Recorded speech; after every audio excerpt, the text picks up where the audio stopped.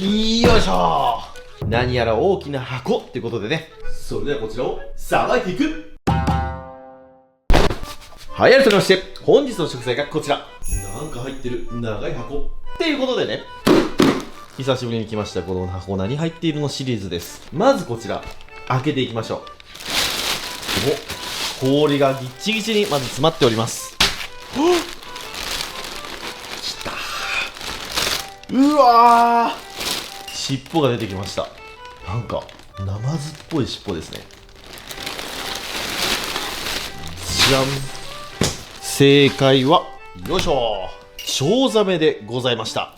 僕の動画でも何回かチョウザメやったことあるんですが、チョウザメといえばですね、世界三大珍味の一つキャビアが取れるお魚でございます。しかも今回こちらのチョウザメ、なんとニコレットさんからお誕生日プレゼントでクックさんどうぞっていただきました。僕大体値段はわかるんですけど、本当にありがとうございます。マジでありがとうございます。いや、めっちゃ嬉しいです。しかもこの僕今白ワインに鬼ハマりしてるこの時期にこのチョウザメを送ってくるっていうセンス、ニコレットさん。まあでもどうなんだ、これキャビア入ってんのかな。これ本当にこうチョウザメどうぞでもらってますんで、キャビアが入ってるかどうかは謎です。もう入ってたらもう超ラッキー。キャビアがなかったとしても身も美味しいんですよ。僕はうなぎっぽい香りがあるなって思ってます、チョウザメ。魚体的には7キロぐらいですかね。ちょっと観察しましょうか。はい、まず顔がこんな感じ。ちょっとこう反りくり返ってるんですね。エラが、見てくださいこれ。なんかね、ちょっと黒っぽいんですよね。エラも切ってあって。血抜きもバッチリですね。口はこんな感じ。鯉みたいな口ですね。ザラザラーっとしてるような、なんだろうな。なんか人間の口みたいですね。人間の口もこうなってますもんね。でも痛くはないです。可愛いヒレがあって、艶やかなボディ。この中に卵が入っているのかな、どうなのかなって感じです。で、尻尾はこう、やっぱサメっぽいですね。でも全くその海で育つサメとは別物です。そもそもチョウザメって淡水魚なんですよ。なんで海には生息しておりません。にしてもいいチョウザメだな。で、まず結論から見ていきましょう。卵があるのかないのか。僕、この大きさは初めてかもしれないですね。いつももう少しだけ大きい個体なんですけど、ちょっと開けてみますね。肛門がここなので、ここからビーッと包丁を入れてお腹を開いていきます。まずはうっすら包丁入れていきますね。あ、硬いな。逆包丁でいきます。でこの時にできるだけ深く入れずに、もう表面だけ切る感じですね。あんまりグッと入れちゃうと、もし卵が仮に入ってた場合破れてしまいますから。あっ、ニコレットさん、ありがとう。嬉しい、マジでやったぜ。すっごっ、こんな入ってんの。全部キャビアです。内臓に無駄がない。まんべんなくキャビアだ。うわ、これ嬉しい。しかも粒がめっちゃでかい。じゃあ抜いていきますね。人生で3回目。うわ、ほら、これ肝臓なんですけど、肝臓も真っ黒。うわー、卵出てきました。しかもちょっと今回油を噛んでないよ。あ、ちょっと噛んでるか。ほら、すげえ。2つで、このつぶつぶ、もうこれも1粒たりともできるだけ無駄にしたくない。1粒でこれ1円2円しますんでね。はい、取れましたと。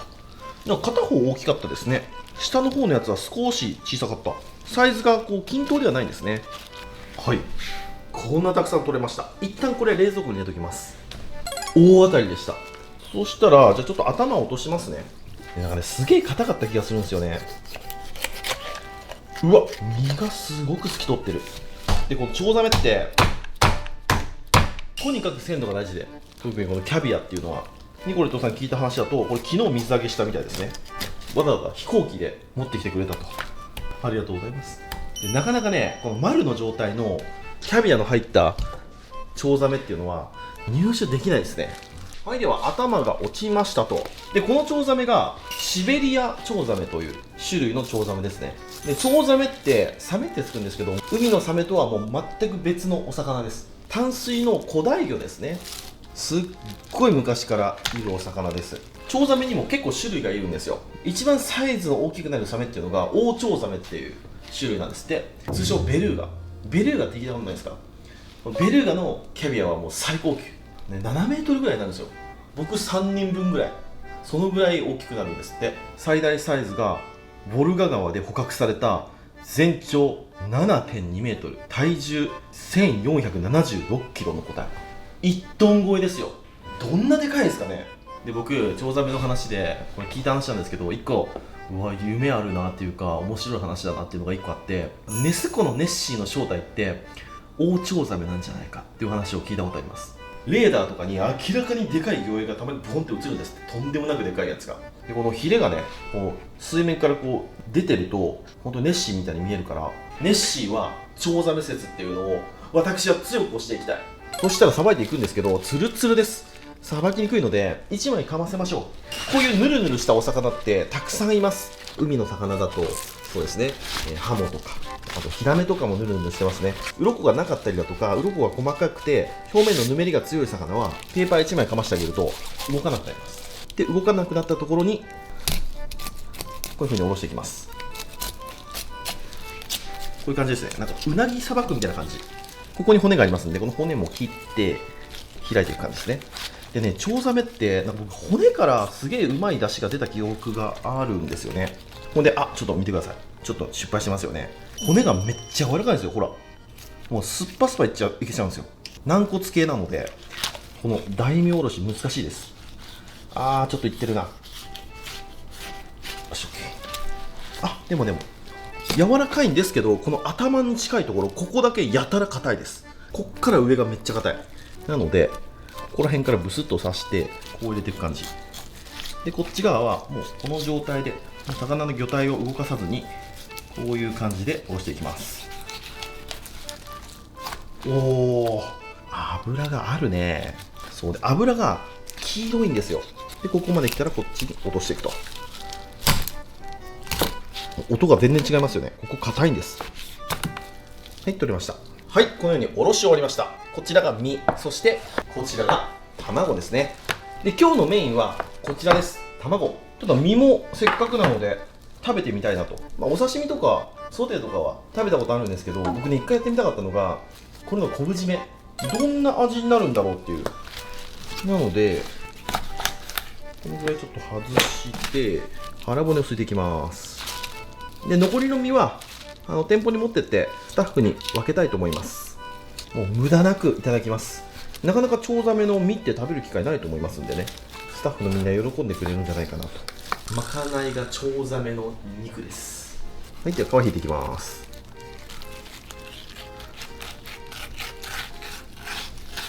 はい、皮が引けましたと。そう思い出したな。こんなんでした。こういう感じの身です。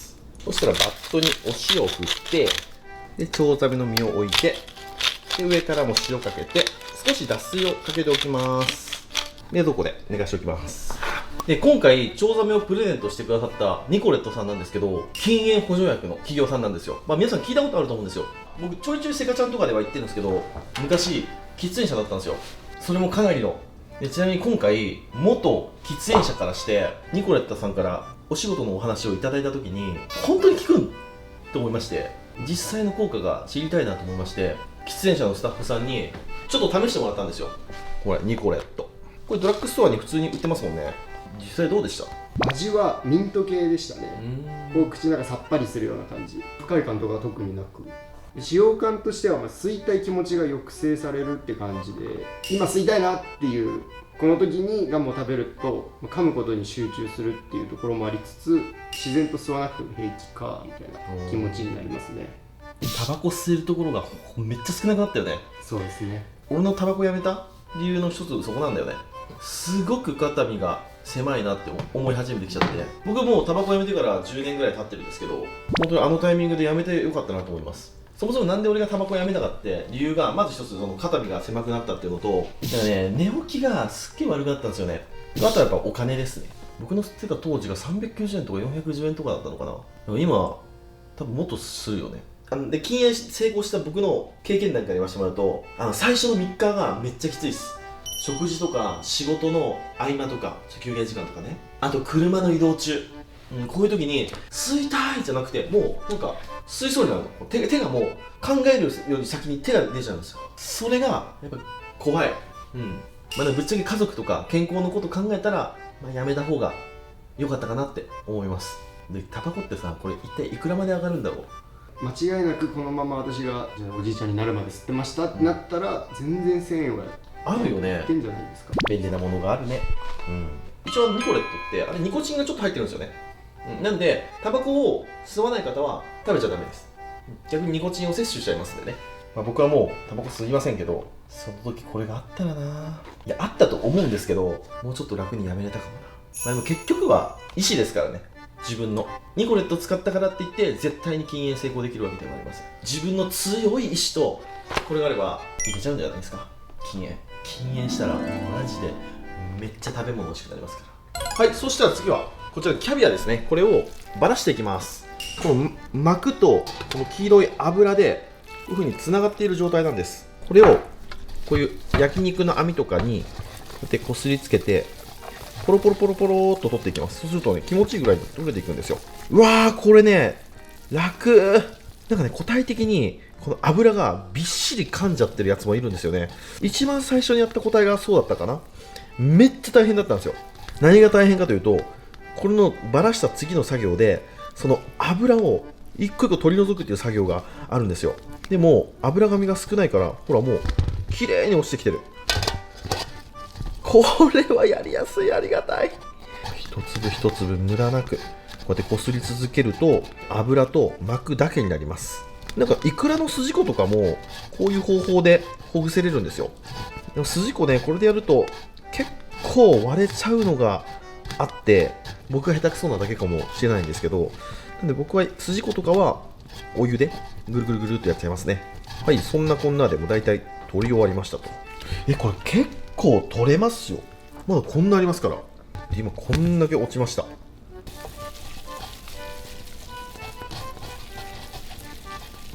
いやでもどうしても数粒はこう油の中に残っちゃいますね。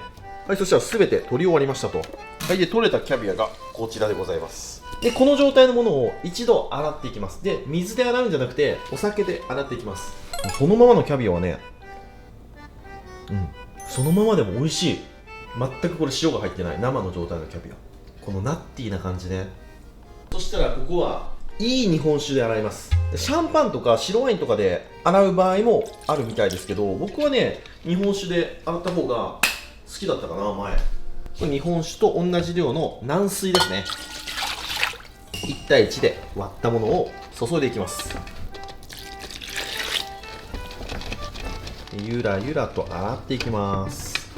でこの段階でこういう不純物、油の残りですね、こういう不純物があったら取り除いていきます。この作業がすごく手間なんです。ウニの掃除に近しいものがありますね。油紙が多いとこの作業がもう永遠と続きます。いやーってなるぐらい。前一番最初のやつ俺ほんと2時間ぐらいかかりましたから、この掃除だけで。今回はもうすごい簡単、楽です。で掃除するときにこの穴の開いたこういうねピンセット、これが一番やりやすいですね。チョウザメ3回目の経験を生かしてベストな調理器具を見つけました。意外とこういう黙々とできる作業って楽しいですよね。はい OK。 そしたら塩漬けの工程していきます。まずは網の重さを消します。 OK。 網をセットして、こんなに黒い液体が。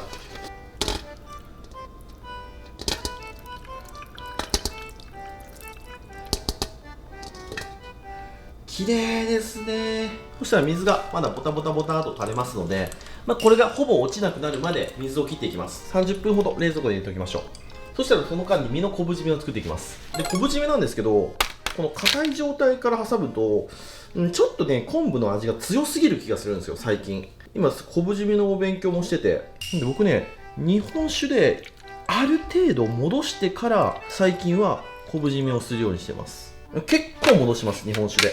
はい、1時間ほど戻せれましたと。こんな感じ、このぐらい柔らかくなりました。チョウザメからもかなり水が出ましたね。そそしたら水気を拭き取って、そしたら塩はある程度うっすら当て塩で入ってますんで、塩は振りません。振りすぎるとしょっぱくなっちゃうんで。塩分っていうのは足すことは簡単ですけど、抜くことすげえ大変なんで、塩分足りないなと思ったら後で足していきたいと思います。よし、こんな感じ。そしたらしっかりと密封します。で、早く味染み込ませたい場合はスライスしておくとすぐに味が染み込みます。で、もっと早く食べたいよって方は細切りにして引くとめっちゃ味が染み込みます。で、もっともっと早く食べたいよって人は細切りにして塩昆布と和えます。そうするともう一瞬で即席の昆布締めっていうものができます。ぜひやってみてはいかがでしょうか。この状態でこうすると好みですけど1日ぐらい寝かしたらちょうどいい頃合いになるんじゃないかなと思います。ちなみに僕今日やりたい料理がありまして、キャビアでもう誕生日なんでもう容赦なくいきます。何を食べたいかというとキャビアの卵かけご飯。はい、そしたらもうほとんど水が落ちてきません。まずはこの全体のキャビアの重さを測ります。今回多いな。 744g もあります。前回の答えよりちょっと小ぶりだと思うんですけど、卵の量が多いですね。すごく無駄がなかったですね。これは今までで一番僕的には素晴らしいキャビアなんじゃないかなってそう思いますけどね。ここに塩入れていきます。で、全体のこのキャビアの重さに対して2% から 2.5% の塩分を入れていきます。 2.5% 今日入れていきますね。はい、なので 744g の 2.5% なんで計算したところ 18.6g、 こちらの塩を入れていきます。で、今日はフランスのお塩を入れていきます。これ18ジャストなんでこんなもんです。ちょっと多い。ちょっとそしたらお塩を入れていきます。で、全体によーく混ぜていきます。この時にキャビアを潰さないように優しく混ぜてあげるのがポイントですね。外側から中央にこうやって混ぜていきます。ここの塩味がキャビアの味になります。キャビアはこのどんだけ塩味を入れるか、そしてどんな塩を使うかでやっぱ味が変わってきますね。うわー、これはいっぱい食べられるわ。僕もキャビアちょいちょい買うんですけど、このぐらいで5万とかしますから。だからもしかしたらキャビアも自分で作った方が安上がりかもしれませんね。はい、そしたらいい感じに塩が入りましたと。美味しい。うんまっ。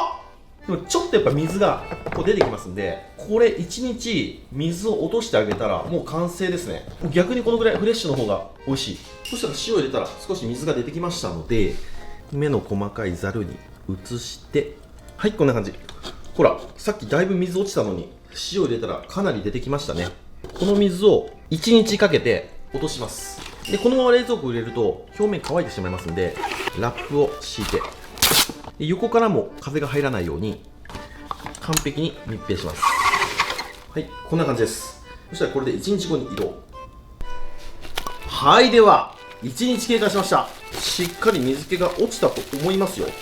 ほら、よく見るツヤになってます。もう水は一滴も落ちてきません。こんだけ落ちましたね。匂いは全く生臭くない。ほのかに日本酒が香るだけ。出来たてを一口食べてみましょう。いただきます。うわ、うまっ。完璧ですね。塩加減、そしてほのかに本当にふわっと日本酒が香る。本当にふわっとですよ。これ美味しい。大成功ですね。そしたらタッパーに移していきましょうか。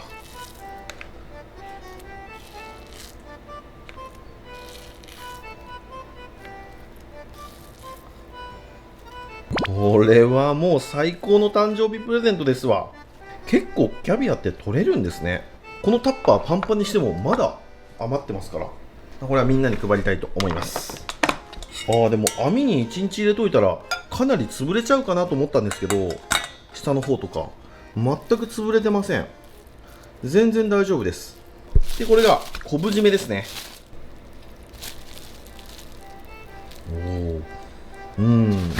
ちょっと変わった匂いがしますね。なんて言うんだろうな。なんかね、紐のなんだろうこの匂い。あんまりいい匂いじゃないですね。このチョウザメの土っぽい感じと昆布は果たして合うのでしょうか。ちょっと切っていきます。1切れ、2切れ、2切れ、4切れ、5切れで。はい、これでチョウザメの昆布締めの完成。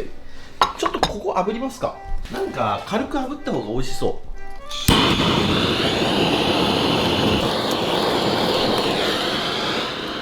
はい、改めましてこちらチョウザメの昆布締め炙りの完成。はい、でご飯を用意しまして、卵、真ん中にくぼみを作り、もっと乗せたいとこだけど、あんまり卵黄をつけすぎるとキャビア感が薄れちゃうんで、こんだけにしておきます。今日のメインはキャビアなのでね、これをもうどっさどっさ乗せていきます。もういくら丼ならぬキャビア丼でいきたいので。わあ、これ夢だったんだよな。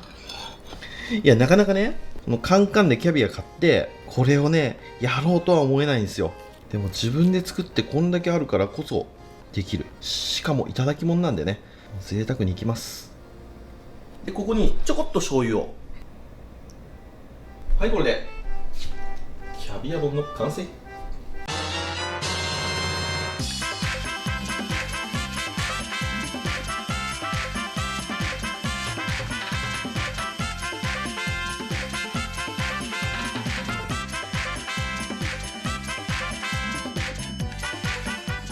じゃあ完成。いただきます。よっしゃ、食べていこう。こちらが私の夢だったキャビア丼でございます。あったかいご飯なんで煮え切らないうちにまず最初いただきますね。この卵黄とキャビアを混ぜてこの状態にします。そして白米と一緒にいただきます。うんまっ、やっば。キャビアのナッティーな感じにこの濃厚な卵黄がよく合う。これ卵黄もうちょっとあってもよかったかも。うまい。この飯は贅沢だな。これやばいかも。いくら丼とは全く別で、めっちゃ食べやすいです。日本酒でつけて正解でしたね。うわ、これはやばいな。多分これお店で食べようと思ったらこれだけ注文したら3万円ぐらいするんだろうな。お次はこちらチョウザメのお刺身。油がすごいですね。九州醤油で甘めの醤油でいただきます。あ、うまい。なんかどっかで食べたことあるな、この味。なんだろう、ちょっと濃いっぽさもあるな。でも濃いほど小骨は気にならないし質は違うんですけど、これを泥臭さと感じる人もいるだろうけど、僕はこの土っぽいようなこの川魚特有の香り好きですね。で、昆布締め大正解です。これ昆布締めすることによってやっぱ旨味増してる気がしますね。うまいうまい。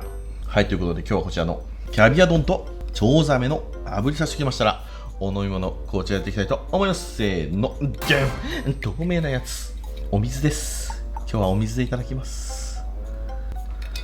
あ、冷たい。いただきます。うめえ。白ワインでも日本酒でも麦茶でもビールでもないんだよな今日は。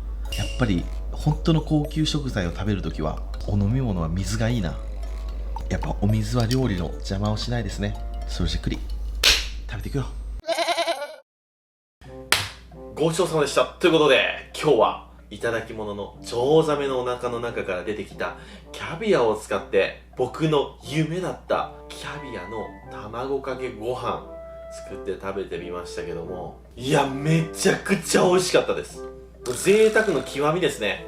キャビアってね、こうちょこちょこ食べながら白ワインなぶるものだと僕は思ってましたけど、ああいう風に豪快に書き込むっていうのもいいですね。やっぱこの人生の経験としてすごくいい経験ができました。本当に僕最近よく感じるんですけど、食べたことない食材っていうのが年々減ってきますね。